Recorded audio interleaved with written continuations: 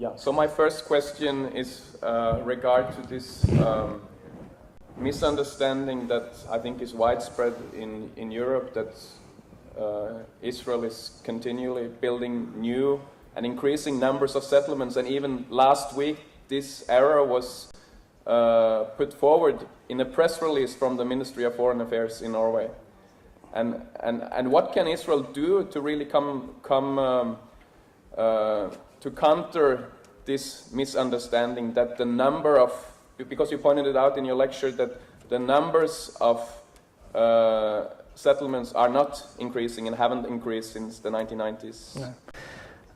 I think it's an important distinction. I mean, language is precise. You can't say that Israel is building more settlements. Israel is not building more settlements. Israel is building more houses in existing settlements. And I think it's important. I think it's important for Israel to point that out and to make that distinction, because when you say Israel is building more settlements, then you create this impression that Israel is continuing to gobble up land that will be part of a future Palestinian state, and that's not happening.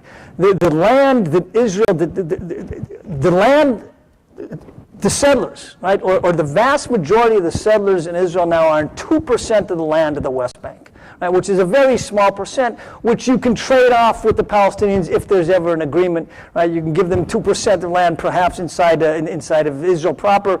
That's something that's being discussed.